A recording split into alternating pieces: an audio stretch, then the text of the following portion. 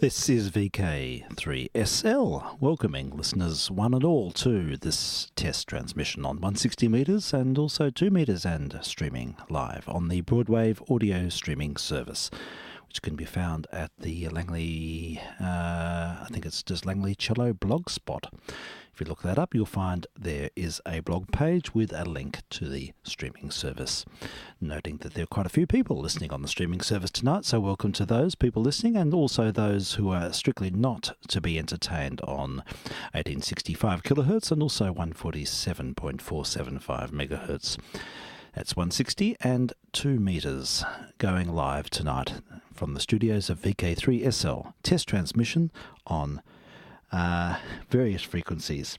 And as per usual, we'll start off with an offering from the 1920s. We go back to 1927 and we hear Jan Garber and the orchestra with You Don't Like It, Not Much.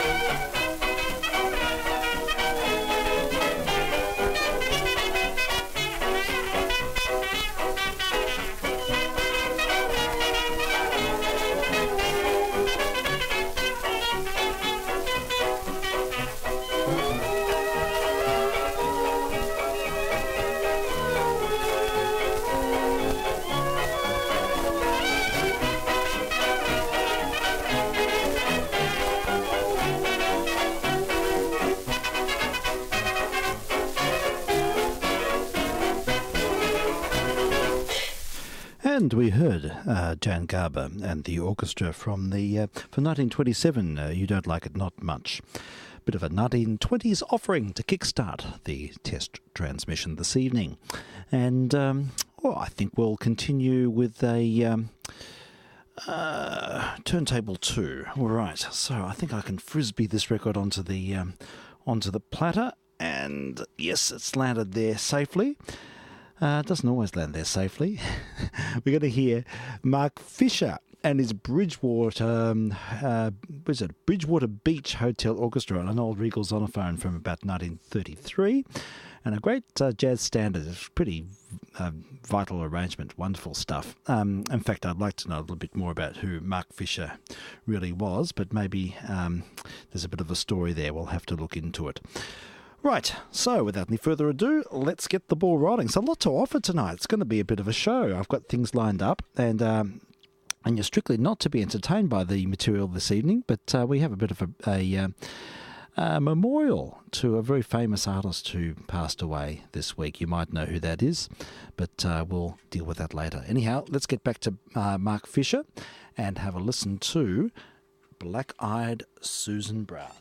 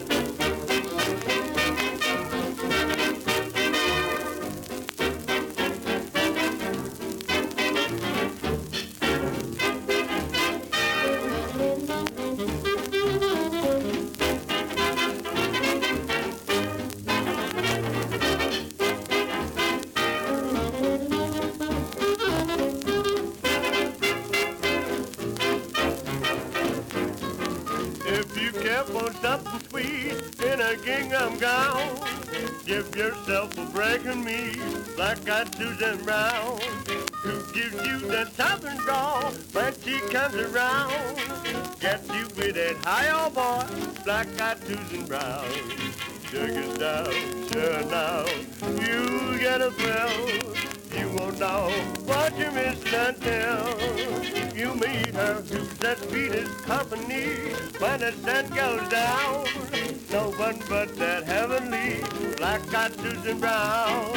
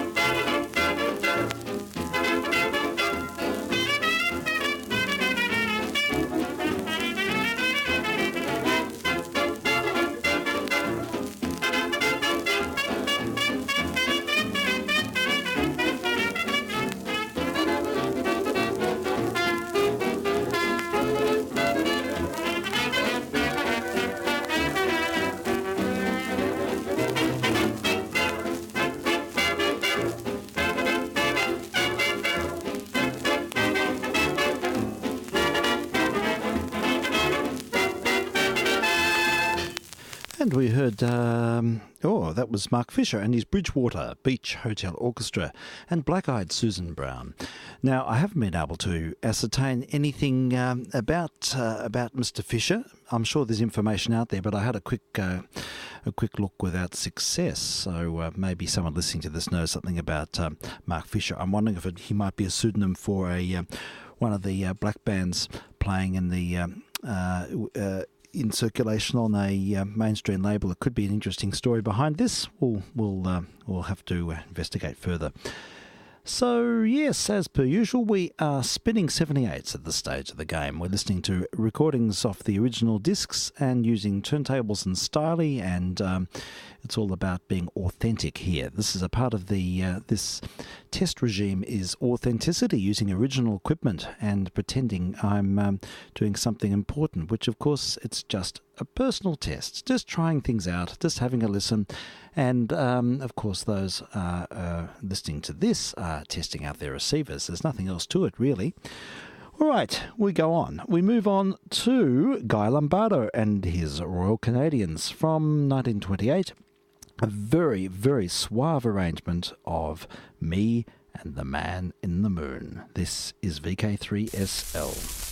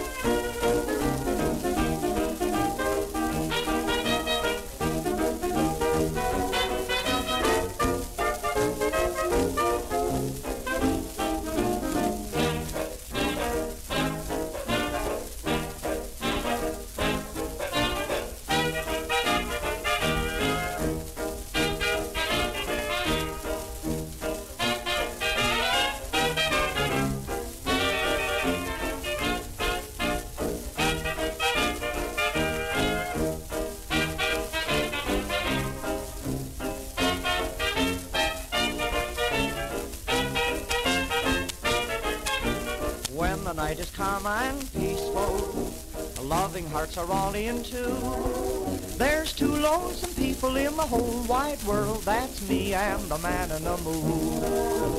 When the little birds are nesting and I listen to them croon, there's two lonesome people in the whole wide world, that's me and the man in the moon.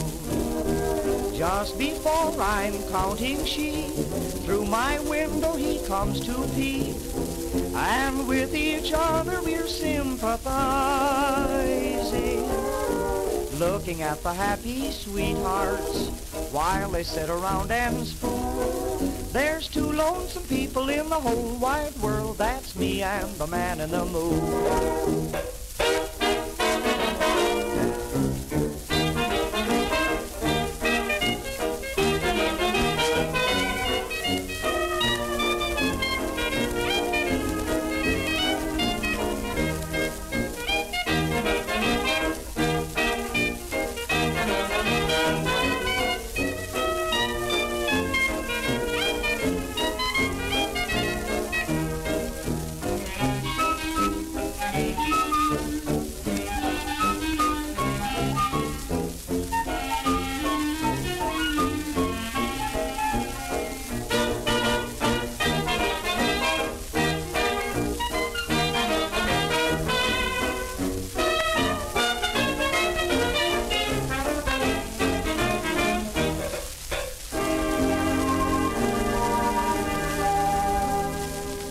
And we heard Me and the Man in the Moon, Man in the Moon, Guy Lombardo and these Royal Canadians. And I thought I heard a recorder in the background there. Interesting. Quite a nice, smooth arrangement. And it's good to hear tracks of that band from that period. I didn't know they recorded that early. I always associated them with the later decade, but that's on an old Columbia. Okay, all right. I think I might put on some risque material now. Got a couple of things dredged up in the last few minutes. One of them is it's off a transcription record, and it's, well, I think I'll let it speak for itself. It's a advertisement from not from one of our sponsors, but it's probably one of the worst Freudian slips I've ever heard. And that's followed by an artist who needs no introduction whatsoever, with a song which is quite incredibly risque for its time for 1933. So we'll let this all take its own course, and we will back announce and deal with the collateral afterwards. This is VK3SL testing on 160 metres, 2 metres, and also streaming live on the Broadwave audio streaming service. You know, you spend 1/3 of your life sleeping. How long do you spend chewing your food? Well, don't bother with pencils and paper. The answer is too little. Yet it's just as important for reasons of health for you to spend lots of time chewing your food as it is for you to spend lots of time sleeping. Yes, everyone spends too little time chewing food, partly because we're all in such a tearing hurry, and partly because today's foods don't need much chewing. They're soft, too well cooked, and that's the reason why so many people have a poor digestion. Well, if your digestion bothers you, there are two things you should do. Make a point of chewing your food more thoroughly, and finish off every meal with Wrigley's full-flavored juicy fruit. You see, chewing stimulates the flow of saliva, which aids digestion. That's why we say Wrigley's aids digestion. So if your digestion bothers you, decide right here and now to eat more foods which require active mastication. Tougher steaks, chunky, crusty wholemeal bread, and more raw fruit.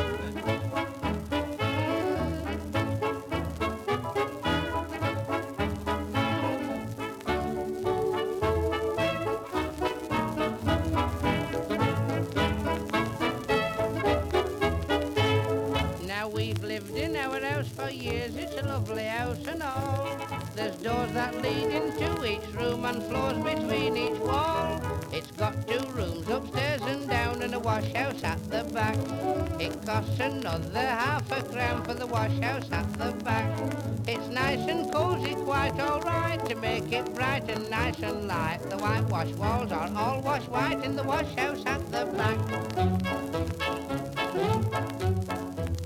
We thought we'd stage a play one night in the wash house at the back, with the Virgin Queen all dressed in white in the wash house at the back. And then the king cried out so mad, I'll rob you of your power by God. And the Virgin Queen lost all she had in the wash house at the back. Our Thomas Cat will never stray from the wash house at the back. You'll always find him night and day in the wash house at the back. Though he's in love with each Mariah, to roam the tiles is no desire. So they all sit round the copper fire in the wash house at the back. That's where Pa told Ma the tale in the wash house at the back. Their marriage lines hang on a nail in the wash house at the back. Their honeymooning trip they broke, and Mother shouted, it's no joke, his pyjama suit she'd left to soak in the wash house at the back. The flute I practice every night in the wash house at the back. It thrills our servant with delight in the wash house at the back. She's extra pretty, she's a beaut. On music too, she's really cute. Now she loves to twiddle on my flute in the wash house at the back. An aeroplane nosedived one day near the wash house at the back. The one thing that got in its way was the wash house in the back. That aeroplane in our backyard smashed every fence and window pane. Then it swooped up in the sky again with the wash house on its back.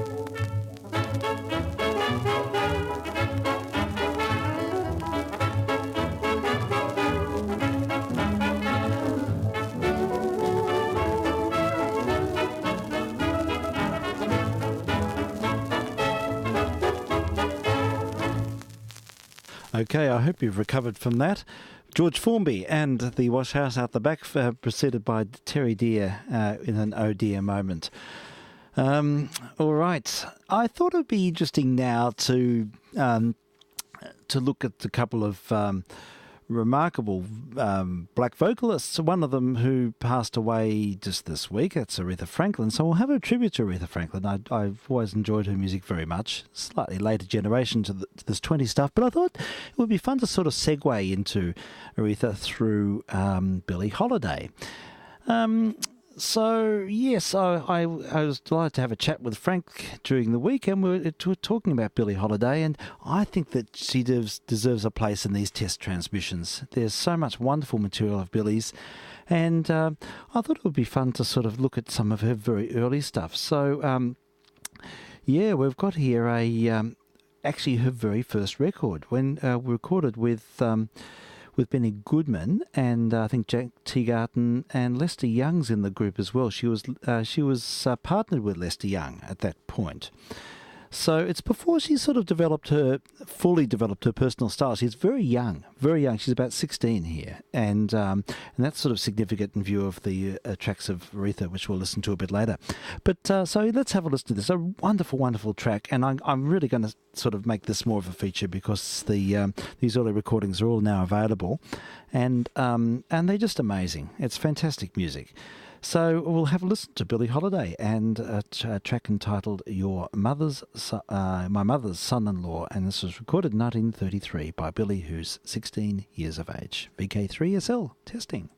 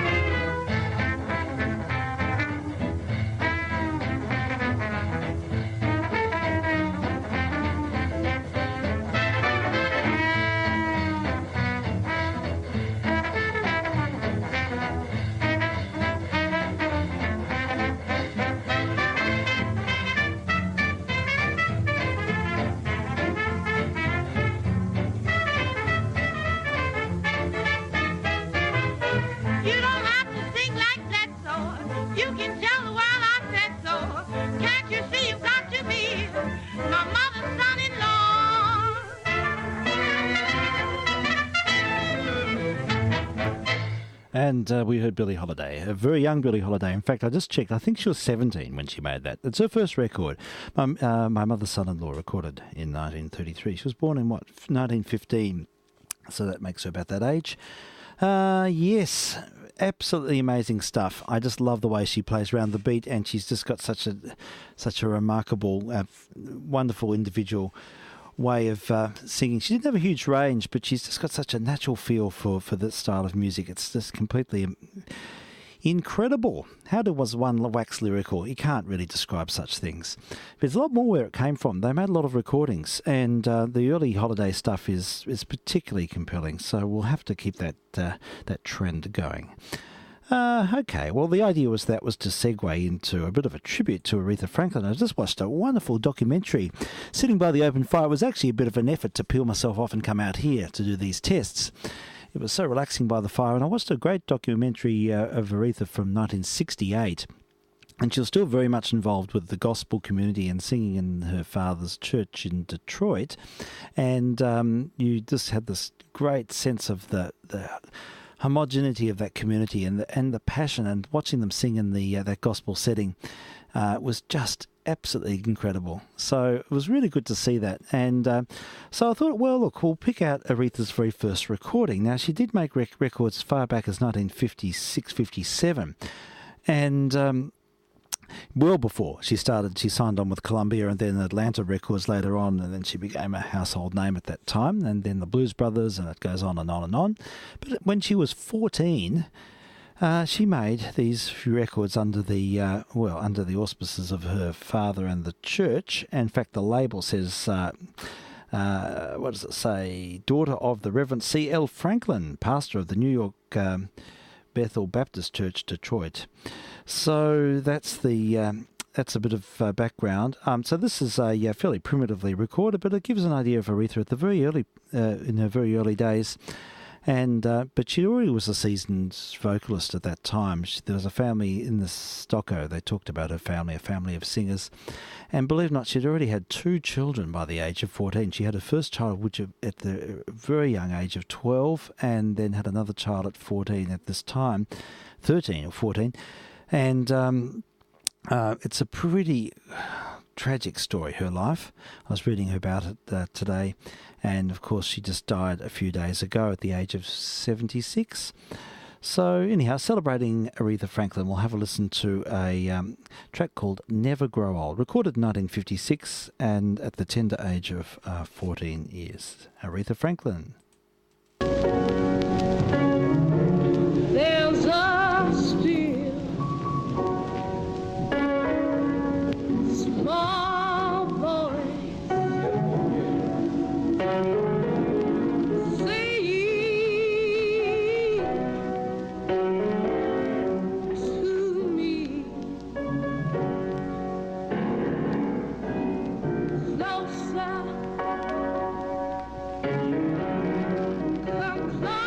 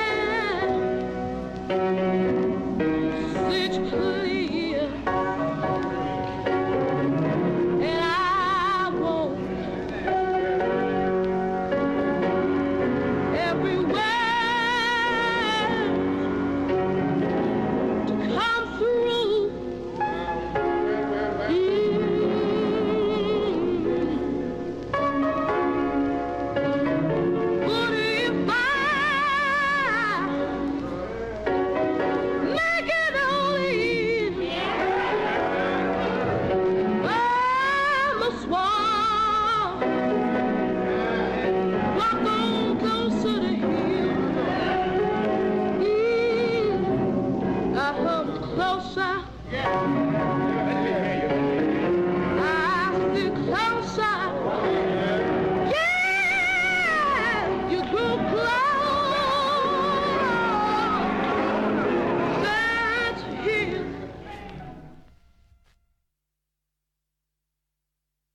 Okay, that finished a little earlier than I thought. Yay, that was I Grow Closer. You Grow Closer, I should say. And that was you, Aretha Franklin, back in, when she was 14 years of age, recorded in Detroit. And then you can hear the interjections and there's a great sense of occasion. And, impassioned singing and at such a young age. It's amazing. There's. I thought I'd sort of feature another track from her early years. She, her later career is sort of really well documented, and all her hits are sort of out there being played all the time on the air. So I thought it would be nice to sort of listen to some of the early stuff. So here we move on to 1960 now. Let's have one other offering, and this is after she'd signed with Columbia, I think. And a fabulous song called "Today I Sing the Blues." And this is sort of a better recording, a little bit higher production values, but we hear Aretha Franklin in all her glory.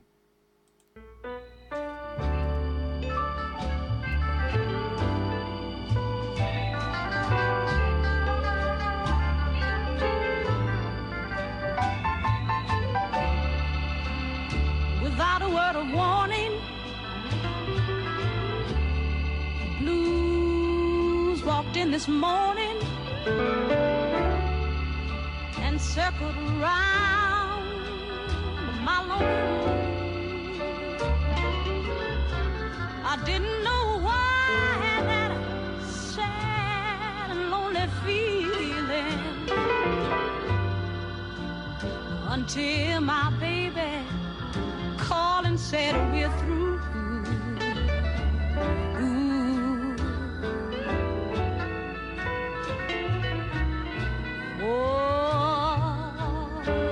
Yesterday, this time I sang a love song, but today I'm singing the blues.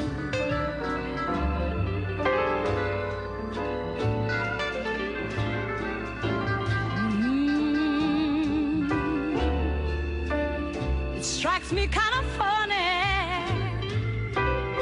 how love can be this way. We were lovers last night, honey, but I'm alone again today. And it strikes me kind of funny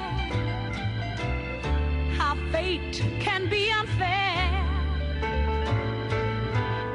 I come out on the losing end in every love affair.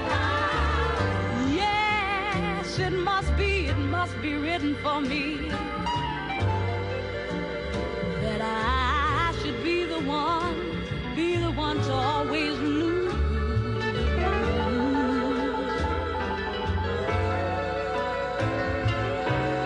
For yesterday this time I sing a love song.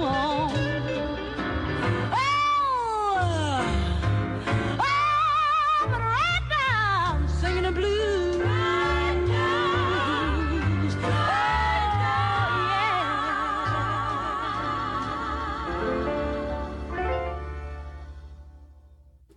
And we heard Aretha Franklin singing Today I Sing the Blues. That's recorded in 1960. And she certainly was the personification of soul, with all that wonderful melismatic and free vocalizing. It's just so compelling and so expansive, reaching out to ever. She accompanied herself on in this documentary I watched. It was interesting to see her playing the piano. She was self-taught on the piano and very accomplished and playing, and she demonstrates different styles, including quite complex jazz styles on the piano in that doc. I was going to put the doco on air, but it's very visual, and I think that, and lots of gaps, and it's not probably that suitable. But it's something that yeah, it's recommended. It's probably up there on the high lists of any search on YouTube of Aretha Franklin. Yeah, anyhow, it's just a short tribute to her, and we might find a few other tracks in other weeks. Quite a lot of things to fit in tonight, so we'll keep things moving. I've just realised I've got so many recordings of great string players here. There's just shelves and shelves of them. I think I'll make that a regular feature. I'd like to acknowledge the wonderful traditions of string playing. Cellists, violinists, violas, string quartets, string orchestras, and even pianists, instrumental groups, instrumentalists, including pianists as well. But look, I thought it would be fun to have a listen to a very great English cellist who's completely forgotten about now, but oh God, it's wonderful. I listened to this before, and it's Cedric Sharp, and he's playing on a full gut string cello. No, and you can hear it's got such a distinctive sound, and it's a sound you just do not hear anywhere now. Or you do hear people playing on gut strings, but they cajole a very different tone from the gut string authentic playing movement. This is very much in the romantic tradition, and but the music has this beautiful flavour to it, or the sound does, and it has playing. At that time, artists in that time, they really featured a diction quality in their playing, a syntax. So the music speaks as well as sings. You hear it very much in Casals' music. Casals was the great exponent of that Sprechen something. Anyhow, you hear it on Cedric Sharp here. The music whispers and tells you secrets. It's a wonderful playing, and I think it's certainly worth playing on air. So this is off an old Decca 78. So I've queued this one, or sort of half queued this one up. In fact, I haven't fully queued this one up, to be honest. So what I can do, is give my little ident, and that gives me a chance to sort things out. So we'll have a listen very shortly to Cedric Sharp and playing Tchaikovsky's Chanson Parole. So here we go. Why isn't this working? Bear with me. This is VK3SL, testing on 160 metres, 2 metres, and the broadwave stream.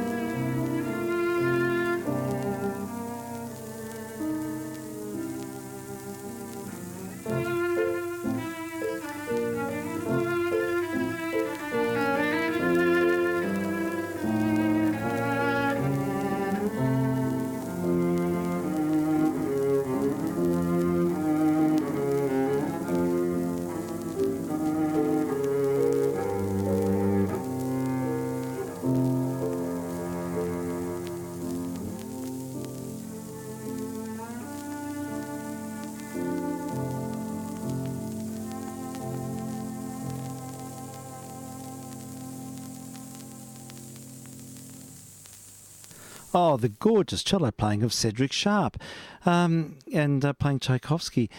Ah, wow. It's music from a different time. It's a window into a different era and different aesthetic. There wasn't that hyper intensity and vibrato, electric bell vibrato that you get from the international schools of playing. It's an English he had an English background. He learnt, I've got the information here. What can I tell you about Cedric Sharp? British cellist, composer and music professor. And does it say who he learnt from? What did he learn from? He learnt under cellist to perform with his father. He studied with W.H. Squire, another English cellist, at the Royal College of Music, and graduating in 1907. Okay. Anyhow, he's a beautiful player. There's quite a few records of his here, and that's on quite a silent laminated pressing on deck. I think I might turn the record over and have a listen to the other side. I find the sort of cello playing utterly compelling. It resonates with me. I love the wholeness, the richness of the tone. I love the way that there's excursions with the rhythm, but it sort of never distorts. It's a beautiful sense of natural flow with the rhythm, in the way that he borrows from some phrases and gives excesses and relaxes in others. It's just got a natural sense of ebb and flow, and just a wonderful fullness to the sound, and that eloquence, that unmistakable eloquence of playing from our past era, where everything spoke to you. I think was it Casals who said, "Play as if music is if you're taking dictation, or the listener's taking dictation." Anyhow, that's the aesthetic of cellists of the early, and violinists too. They Enescu, when you listen to him playing, there's this unmistakable whispering, the way they articulate it with their left hand. Anyhow, we'll turn the record over. I might just have to edge over here and see what's on the other side. We'll hold it up to the microphonics and have a look. It's Cedric Sharp with Gerald Moore, and we hear Piane's Serenade. This will be beautiful, I'm sure. I can't recall having sampled this one, but let's have a listen to Mr. Sharp and another beautiful cello rendition, without a doubt.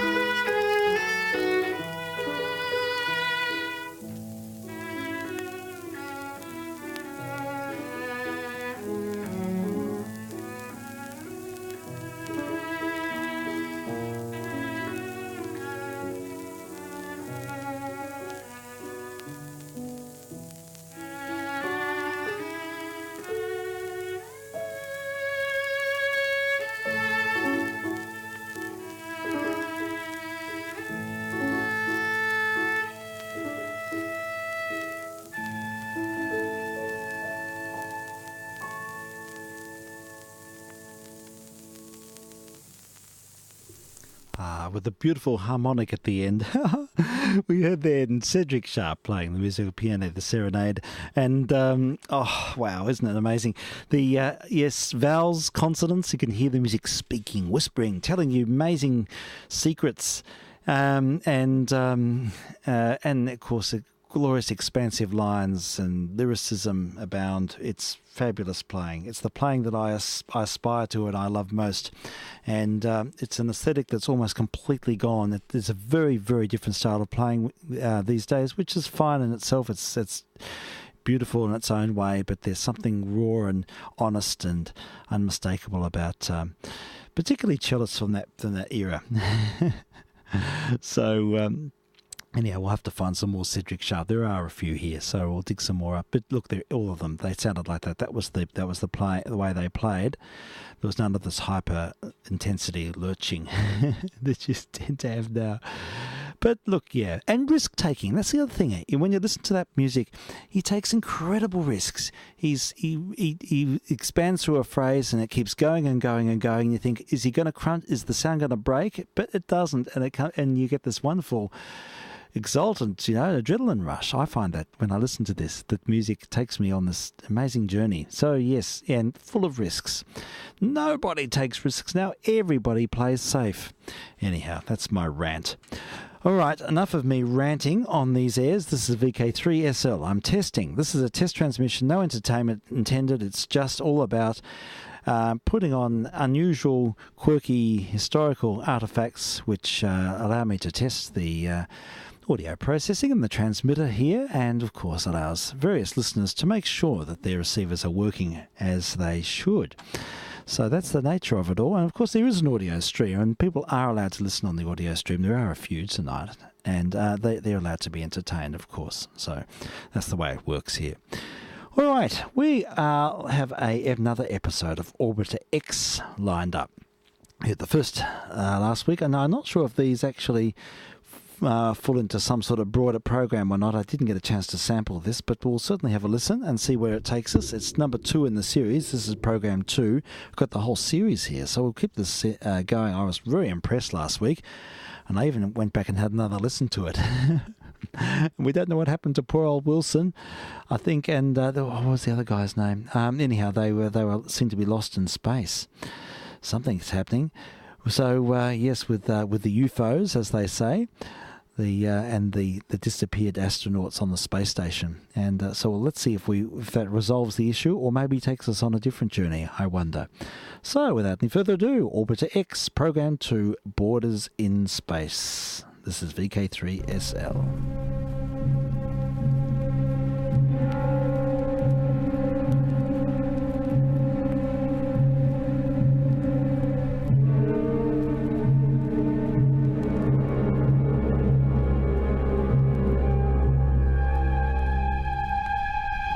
Orbiter X.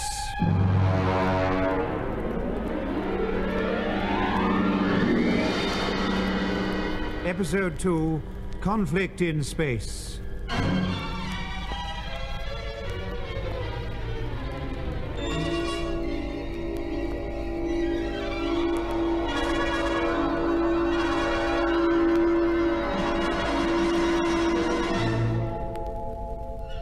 The aim of the Commonwealth Space Project is to assemble a manned space station, codename Orbiter X, 1,000 miles above the surface of the Earth. The first assembly crew, led by Captain Jack Bradley, has run into trouble, and Bob Britton, his co-pilot Douglas McClelland, and flight engineer Hicks undertake rescue operations. They locate Bradley's ship, and Bob and Hicks board it in spacesuits. It's been badly damaged. One man has been killed, and there's no trace of the other members of the crew. Bob and his companion return to their own ship. As they draw away from the wreck, their radar tells them that they're being pursued by an unidentified flying object. The UFO closes in, and their engines are stopped by an explosion which fractures the hull of their ship. Closing the airtight bulkheads against the vacuum of outer space, they suddenly hear the sound of movement on the outer hull. Bob warns his crew to stand by for borders. Borders in space? Are we crazy? No, we're not dreaming either. But according to the UN Space Bureau, We're the only people out here. That's right, sir. I've seen the report. No other country has launched any ships for the past month. No other country is supposed to have launched any ships, not without informing the Bureau. But it's obvious that somebody has been keeping his plans to himself and ganging up on us. Yeah. I've often wondered what certain people really thought of the Commonwealth Space Project. Now we know. It sounds as if they're getting down to business. Close the airlock valves, Hickey, and start the emergency generator. Aye, aye, sir. At least that'll stop them opening the hatches. Do you think they mean to come in and get us, Bob? It could be. There's no doubt they've got Bradley and Wilson, and we're next on the list. Well, whoever they are, it beats me why they're playing this cat and mouse game. They could have blown us to bits with no trouble at all. Yes. And if they only wanted to stop us going ahead with the assembly work on Orbiter X, wouldn't it have been safer for them to destroy the component parts?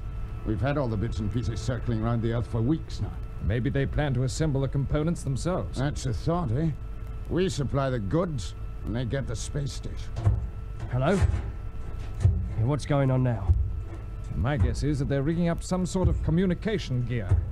If they could talk us into surrender, it'd save them a lot of trouble. We can give them trouble, all right, if we can get at them. And the only way to do that is to go out and meet them, face to face. Well, I'm ready. How about it, Bob? No. They'd pick us off as soon as we tried to leave the escape hatch. No, we can do better than that. If we can get some of the jets working, we can still give the UFOs a run for their money. See what you can do with the engines, Hickey. Right, Bob. And you, Mac, get cracking on the intercom. Okay. You might break through the interference. Right.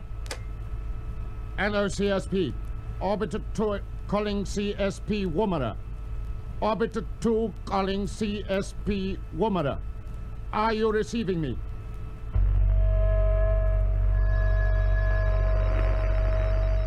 No answer at all? Not a thing. Just mush. Listen to it. All right, turn it down.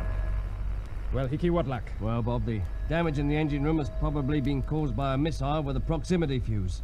The starboard compressors have completely had it. What about the others? Groups 3 and 4 okay on the port side. So, if we could get below an altitude of 1,000 miles, we'll be under the interference zone, and we should be able to talk to CSP and warn them. Then let's get going. What are we waiting for? The point is, the moment we get underway, the UFOs will almost certainly attack, and they may shoot to kill next time. Are you ready to risk it? Sure I am. Yes, me too, sir. Good. I think the chance is worth taking. So we're all agreed. You can open the taps, Chief. Aye, aye, sir. Now, it'll take a minute or so to build up the temperatures in the combustion chambers. Don't worry, we'll wait. Bob, listen to the intercom. Is it my imagination or... No. The interference is clear. Start transmitting. I will. Orbiter 2 calling CSP control. Are you receiving me? Try again. Right. We are receiving you, Orbiter 2. That's not Woomera. No. Then it must be the... Yes, UFOs. Exactly. All right, I'll take over. This is Captain Britain, Orbiter 2. Who are you? This is your escort commander. We regret the damage to your ship. We trust there are no casualties. Where do you come from? And what are your intentions? I cannot answer questions. You and your crew will abandon ship and join us. We are close by. The crossing will offer no difficulties. Engine temperature's almost right, Bob. Open the jets as soon as you can. You will carry out my instructions immediately. And in case you hope that our conversation is being monitored at your Earth headquarters, I should tell you it is not. Our engineers have adapted your aerial array for restricted transmission only. You are, in fact, still in the interference zone. That's one hope, Con. But you were right about the borders fixing some communication gear, Bob. So it seems. Port compressor's working, sir. Good man. Open them right up. Captain Britain, I order you to cut your engine. Go to blazes! We're moving out of orbit. Can you get the nose down, Bob? I'm doing my best, but I haven't got much control. Get a visual bearing on the Earth. Right. I think we're losing altitude, but it's too soon to say yet. Height meters swinging all over the place, picking up faulty ground anchors. What's the other ship doing, Hickey? He's close to stern. I can see his blip on the scanner. Now he's moving under our port quarter. Check your spacesuits. He'll start throwing things any second now. Calling Orbiter 2. Unless you cut your engines immediately, we shall fire on your port jets. Keep going, Bob. There's nothing else we can do. Close your helmets and switch over to helmet intercom. Check. Helmet closed. Intercom working. And we're beginning to lose height, Bob. The enemy's close on our quarter, sir.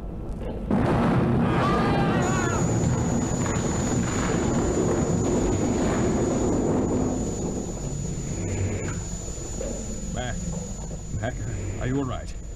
Yes, I think so. What about Hickey? I think he's had it. Let me see. No. No, he's alive. But his shoulder's bleeding. I'll get my first aid box. There's no time for that. We've got to seal up the tear in his suit, quickly. Give me the emergency pack. Here it is. Pressure's dropping in the cabin. He's starved for oxygen. He mustn't panic. I remember the drill. First patch goes under the tear. In there. Like this. I hope that'll hold. Is his oxygen full on? Yes. Now, an outside patch. He's breathing. Good. This is about the best we could do for you, Hickey, old son. Sorry about the shoulder.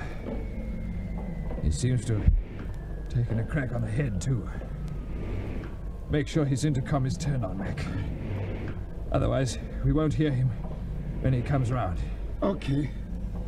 What are we to do with him now? He's losing blood. We can't cope with that in vacuum. This is your escort, Commander. We have been listening to you over your helmet intercom. Your ship is no longer screening the transmissions.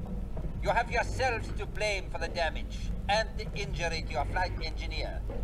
You can save his life only by bringing him over to us. You hear that, Mac? Yes, I hear it. Well, I suppose we haven't much choice. Afraid not. But what are the physical conditions inside their ship? If we do get Hickey over, would it be safe to take him out of his spacesuit? Permit me to answer that question. Of course. They can hear every word we say. Yes, and we are not monsters. We shall provide you with breathable air at the pressure to which you are accustomed in normal space flight. We must take your word for it. We're coming out. Excellent. I'm glad that you are being sensible at last, Captain Britain. Is there any pressure in the airlock, Mac? No, the indicator's on 0. Then you can open the inner and the outer hatches. Right. Are you going to guide us? Yes.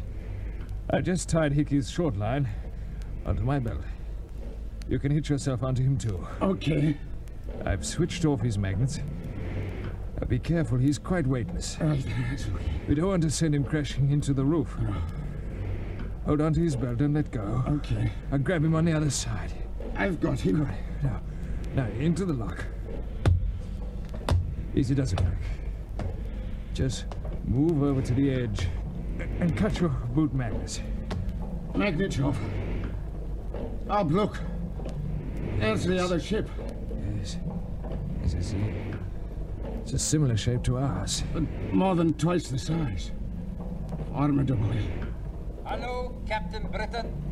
You will observe that one of our hatches has been opened. That is your point of entry. Yes, I see it. There's about 60 yards to go, Mac.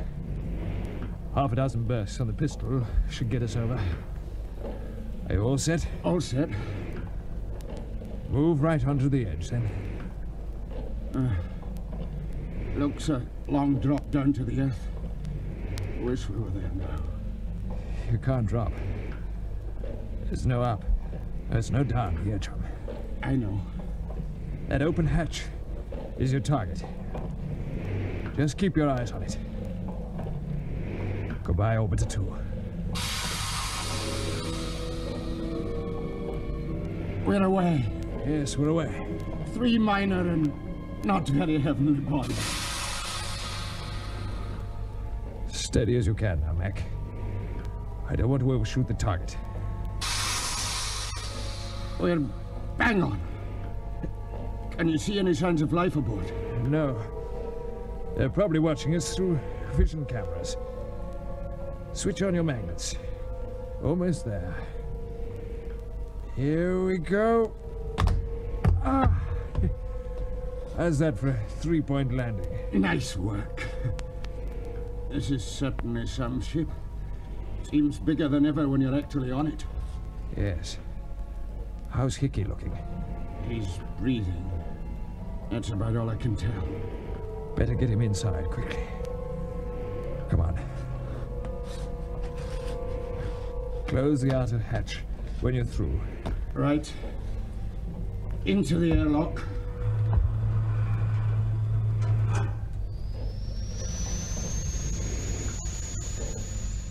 Well, here we are.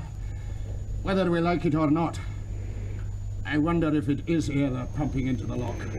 We won't take any chances with it. How far do you think we can trust these people? I'd say we can probably trust them. Until they deliver us to their headquarters. Wherever that may be. Pressure seems okay. Let's try the inner hatch. Now what goes on? Not very much by the look of it. We seem to be in an empty cargo hold. Welcome aboard, Captain Britton. Perhaps you will be good enough to close the hatch behind you. I'll do it, Bob. Thank you, Captain McClellan. He knows my name. We know a great deal about you, as you shall see. It is quite safe for you to remove your helmets. Hold on, while I test for air, Mac. Yes.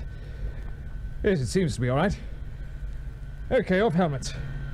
Now you can breathe quite freely, and you will find medical equipment prepared for you.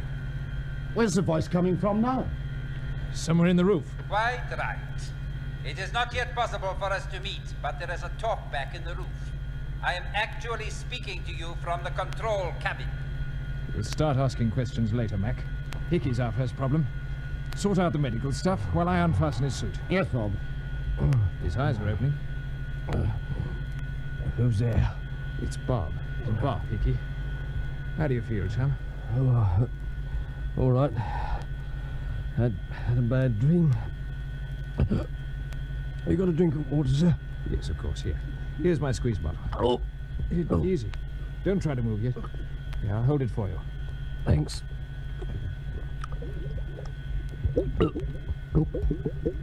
Steady. Well, here's the medical box. They've laid on plenty of dressings and surgical instruments. Now we'll soon have that shoulder of yours cleaned up, Hickey, my boy. Oh, thanks. I remember there was an explosion. Where are we now? Aboard the UFO. What? Oh. Yes, dear. There was nothing for it, Hickey. Mac and I had to bring you over. Hope I wasn't a lot of trouble, sir. No, none at all. But who are the UFOs? We don't know yet. Shh, listen. They're transmitting WT. It's being relayed from the control cabin through the talkback. They've cut the speaker. Did either of you get any of that? Not really, but the start of it sounded like our call sign. It did too. It's obviously something to do with us. Yes, but what? I'd give a lot to know what's in that message and who it's intended for.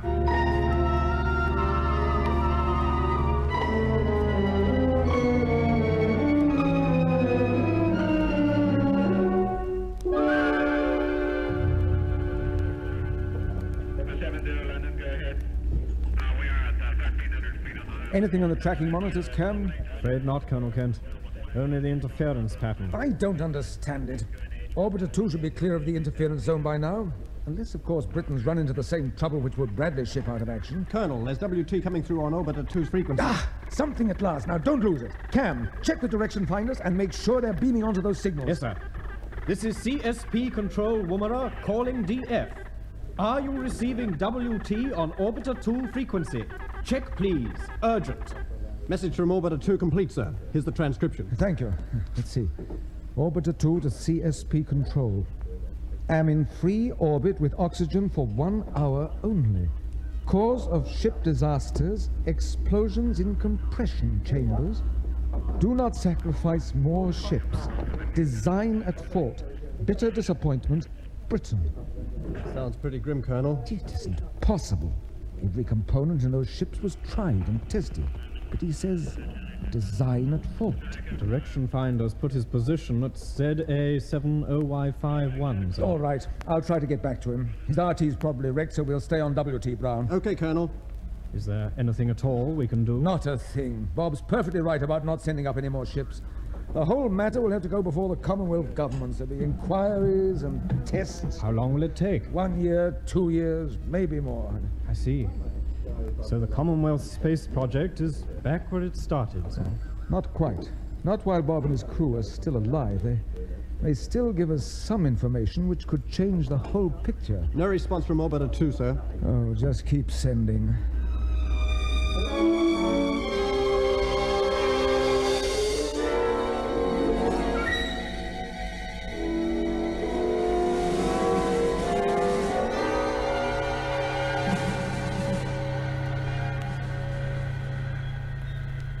So you see, Ricky, you, Mac, and I have the responsibility of finding out who the UFOs are, where they come from, and what their plans are.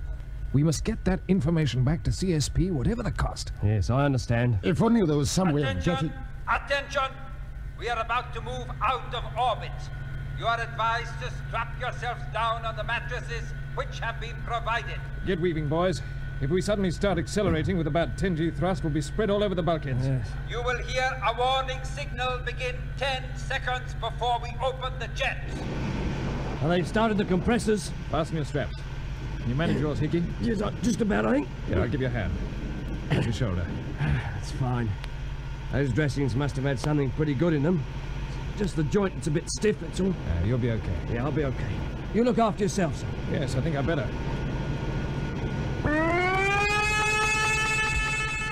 10 seconds to go, Bob. Can you make it? Yes, I can make it. I'll get your heads down. Next stop, Mars. Could be...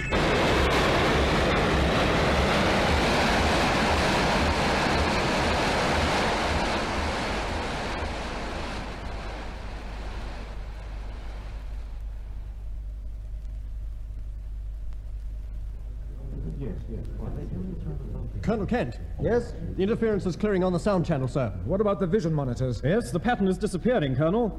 Picture coming up on Monitor 1. Yes, it's one of our ships. Which, Bradley's or Bob's? Start calling again. Cape York tracking station reports that the interference zone is fading and moving off to the west. Too late to help us. In his last message, Britain told us they had oxygen for only 1 hour. And that's long past. Still, I'll try a call on RT. CSP calling Orbiter 2. You are now in the clear. Come in, please. No. Nothing there, sir. No, nothing. Not long ago, you asked me if we were back where we started, Cam. I'm afraid the answer now is yes, we are. Right back where we started.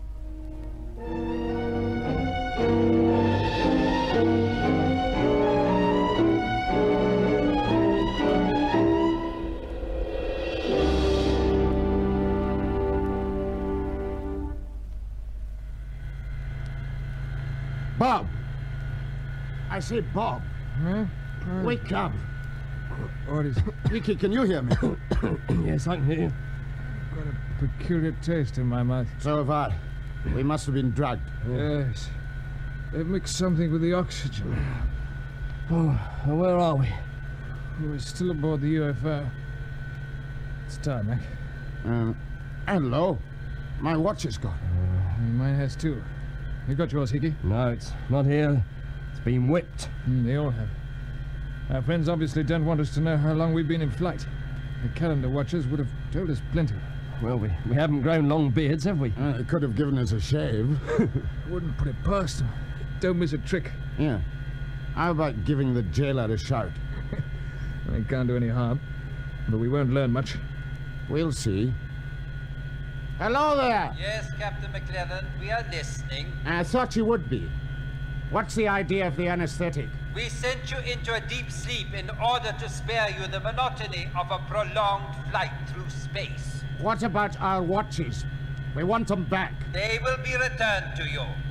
In a few moments, we shall be landing. Landing, eh? Where? You will discover the answer to that if you cooperate. Now check your safety belts. We are about to open the retrojets.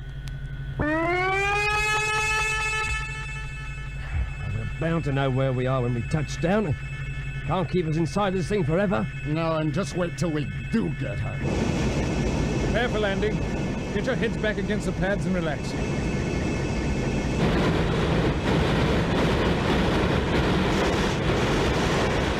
We're coming down through an atmosphere by the feel of it.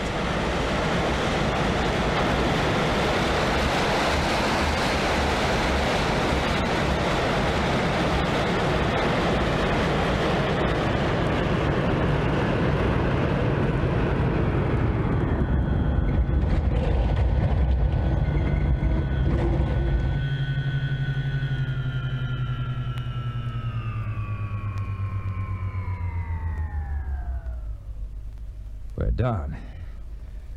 Right, unfasten your straps. Golly, I can hardly move.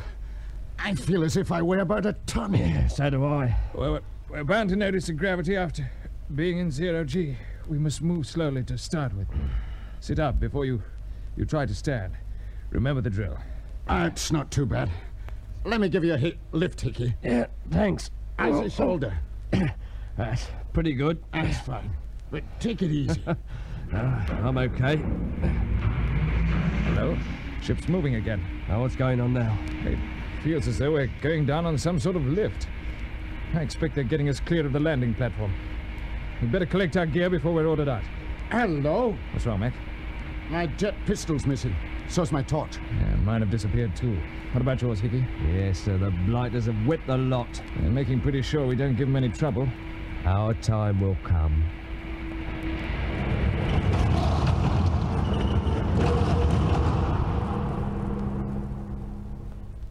Hello, Captain Britain. The jailer's calling in again. You are now about to leave the ship. For your own safety, it is essential that you should follow my instructions precisely. All right, I'm listening. The ship has passed through an airlock into our underground hangar. You will not need your helmets and breathing apparatus. You may move straight through the inner and outer escape hatches. Do you think this is a trick, Bob? It could be. We must watch our step. Carry on! All right. Come on, boys. I'm going to open the outer hatch now. Are we all set? Yeah. Yeah, all set, sir. Right. Here we go, then. Oh, it's as black as pitch out there. Now we know why they took away our torches. Yes. This is all part of the shock treatment. Hey, look, there is a light. Where? It's coming up, just a faint glow over that steel door ahead. Yeah. There is. Hello, they're raising it for us. Yes. Pretty massive affair it is, too. Must have been made as a safety precaution in case of fire out here in the hangar. You are now about to enter the control center. After passing under the raised screen, you will go through the first door, which you will find on the right-hand side of the tunnel. Here we go. It's not going to be easy to get out of here, eh? No, it isn't.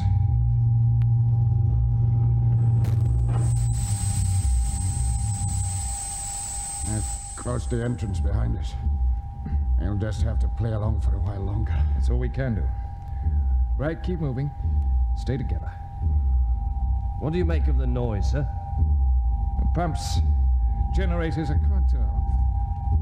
Maybe it's just part of the psychological softening up process. These people haven't brought us here for fun. If we've got some knowledge or information that they want, they may use unpleasant methods to get hold of it. I wouldn't put anything past them. And we seem to have reached the door we were told about. Yes, sir. This must be the one. Now listen. Just a last word of warning before we go through. You know the methods of interrogation used in police states, Hickey? I know, sir.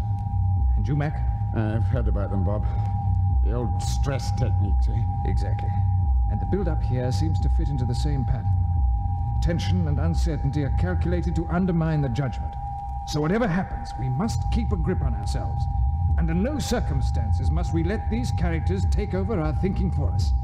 Is that clear? Yeah. Yes, understood, sir. Good. Well, let's go in and see what we're up against. Follow me.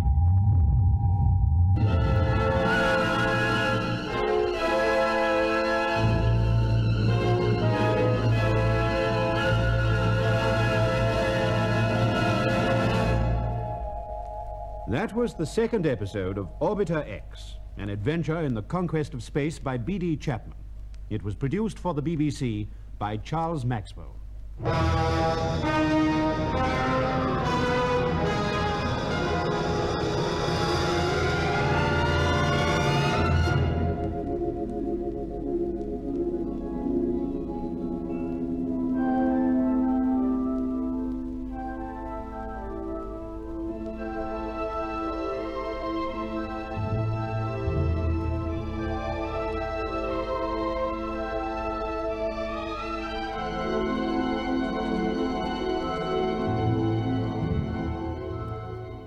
And we just heard the Orbiter X as back announced by the official BBC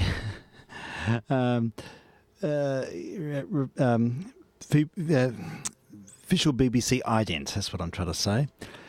All right. Well, that was brilliant. I'm keen to keep the series going. I'm compelled. I was sitting there with watching the feeble globe and looking at the magic eye in compelled fascination, waiting for the next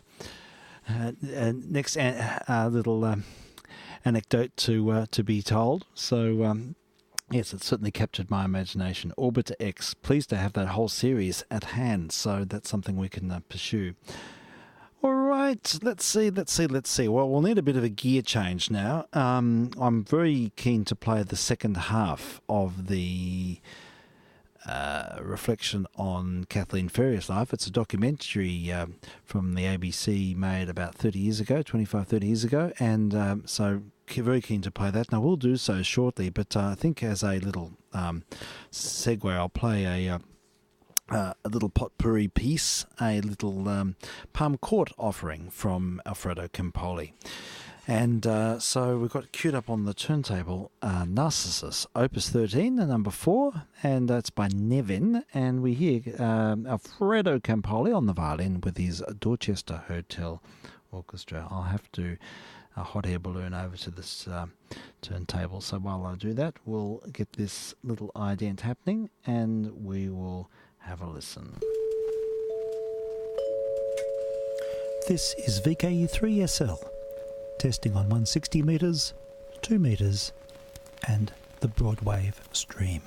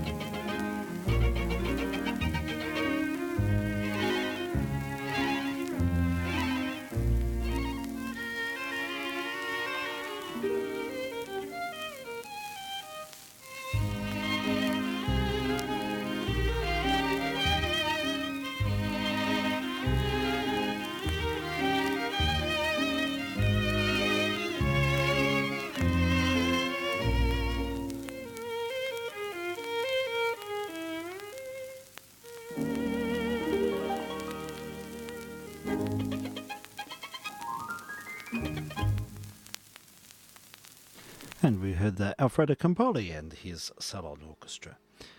Let's continue now with this documentary on Kathleen Ferrier, and many thanks to John Fleming for sourcing this, and we will listen now with interest. VK3SL. In 1951, it was discovered that Kathleen Ferrier had cancer. Operations and deep ray therapy followed, but she refused to give in to the pain and suffering and continued to perform. In 1952, she went to Vienna to record The Song of the Earth with Bruno Walter. Her secretary and close friend, Bernie Hammond, went with her, and she recalls the closing day of that recording session. When it was finished, Kath quietly walked over to Bruno Walter, and she looked at him and she said, "Was I all right, love?" And the look on Bruno Walter's face was just so incredibly beautiful, really. He just didn't have words to say to her.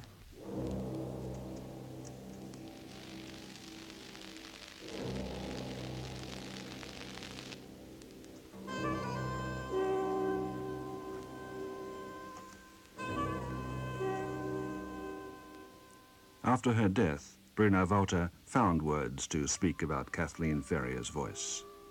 It was of such rare beauty, beauty of expression, beauty of voice, and purity, and beauty of personality. It's one of my greatest impressions in my life.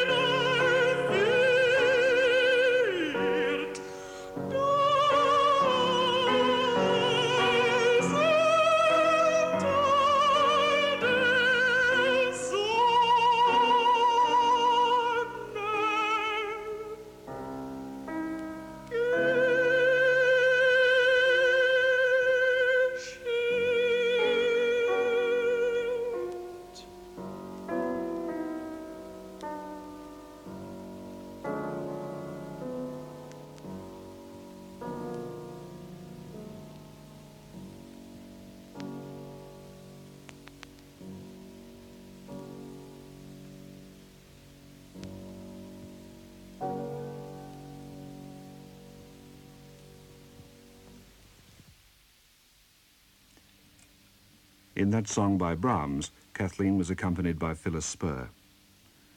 Despite incredible pain, Kathleen continued to perform.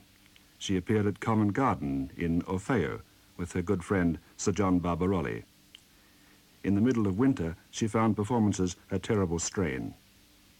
In the middle of the second performance, a bone in her leg broke. Somehow she stayed on her feet and continued to sing until the curtain came down. Her sister, Winifred, was there. I met Gerald Moore coming away from the artist's room, and he said, hurry up, Kathleen's in pain. But she continued receiving people until they all went. And then I said to her, what can I do for you, love? And she said, get me a stretcher.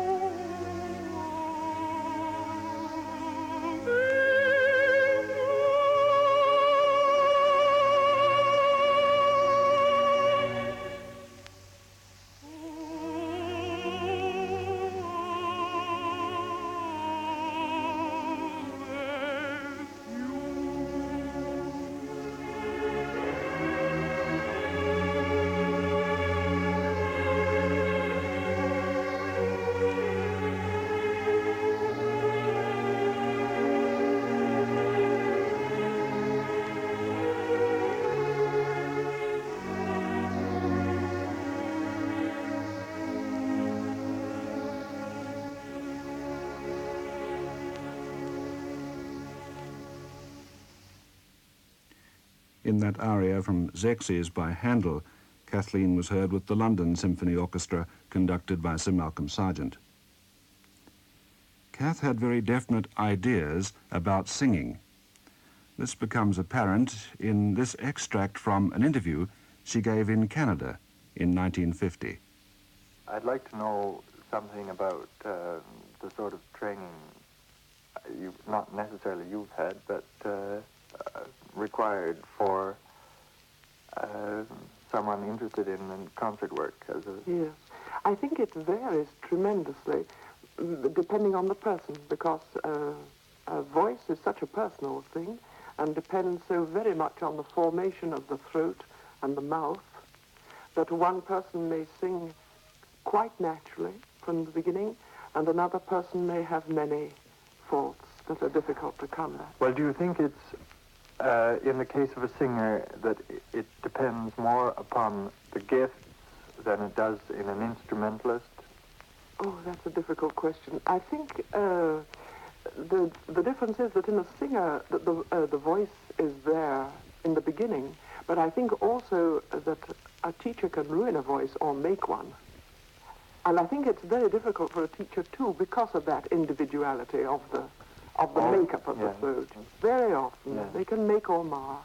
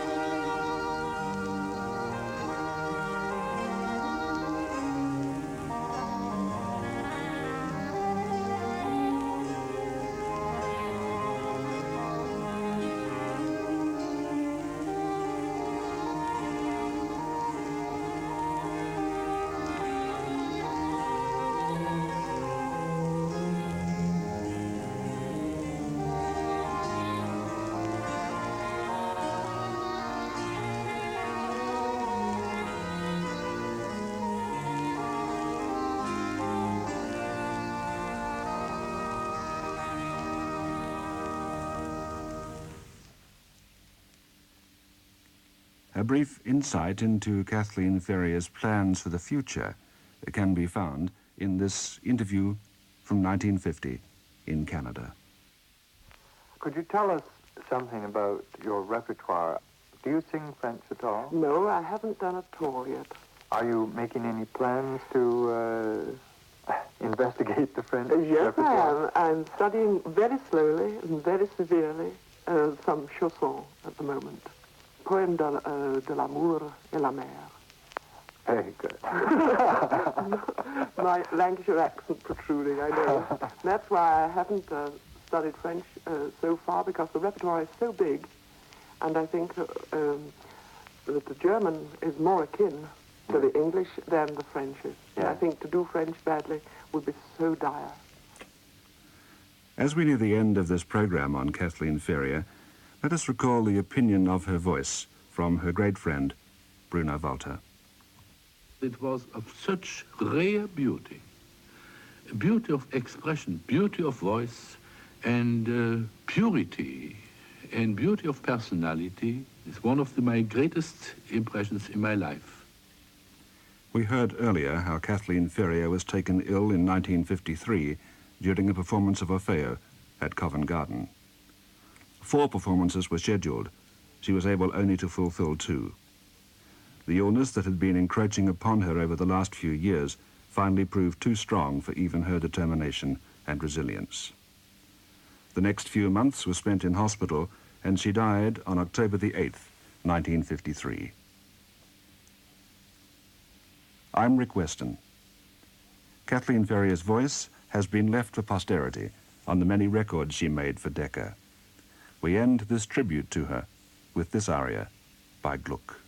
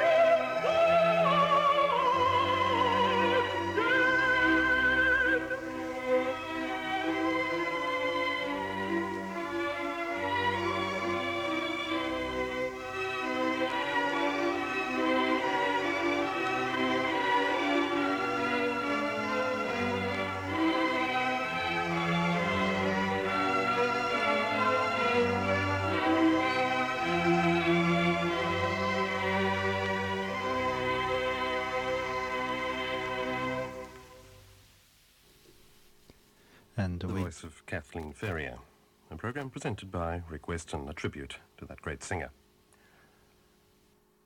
And I don't need to say much else after that. Wonderful, absolutely amazing stuff. So thank you, John, for sharing that. And I think anyone listening to this program would have been moved from by that remarkable, beautiful tribute to Kathleen Ferrier. And we'll keep her records in mind for future programs. There's quite a few here, and I noticed that when the interview, when she was asked about her future ambitions in 1950, it was a couple of years before she died, she spoke about learning the poem de l'amour et de la mer, the chanson poem, for contralto and orchestra. It's and she did actually perform that, and it's one of my very favourite works. But the recording's not great. It's an off-air recording that exists of Ferrier singing that, and I might just sort of present it warts and all, because it is extraordinary. It sounds a bit harsh because it's just the nature of the recording, but it's certainly one to hear. So we'll put that on the playlist as well. That's the chanson poème de l'amour et de la mer. All right. We're sort of winding up at this point. I just had a little 2-part invention on the synthesizer. This is for Andrew. Mr. BK, if you're listening still, and probably Mr. YJQ, if you're listening. So just a very short little two-part invention. I think it's an A minor. It's one of the Walter Carlos, Wendy Carlos presentations from the second of the Switched on Bach albums. Which one is it? It's the Switched on Bach 2, that's right. So what are we to hear? This is a two-part invention in A minor, BWV 784. Very short, just a little synthesized offering. I couldn't think of playing anything else straight after Kathleen Ferrier, anything that's I think it needs something that's sort of quite removed from that genre. So let's have a listen to the Switched on Bach. This is VK3SL testing.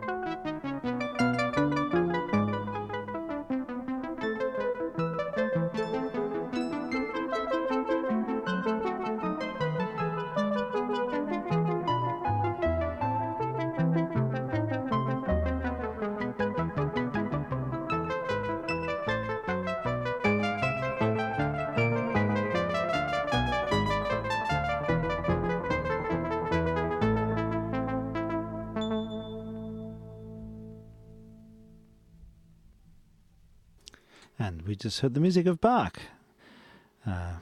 played by Wendy Carlos, or well, I think it was Walter Carlos when this was recorded. And I think that pretty much wraps up the show for tonight for this test transmission on 160 metres, 2 metres, and also acknowledging quite a few people on the Broadwave streaming service this evening. So I think we'll, as per usual, we have some let the music have the last word. And I've queued up a beautiful recording, also sent to me by John, of the music of Barbara Strozzi. This is a work, piece called La Vendetta, and it's sung by Roberta Invernizzi. Roberta Invernizzi is not an artist I've known before, but quite a beautiful little thing and a nice way to sort of little vignette to finish up with tonight, something very baroque. And so without any further ado, this is VK3SL wishing the listener a very good week, and we'll be back on board for further test transmissions in the ensuing weeks. Meanwhile, I will stand by on the Kinward afterwards, as per usual. Until next time, this is VK3SL wishing you all the very best.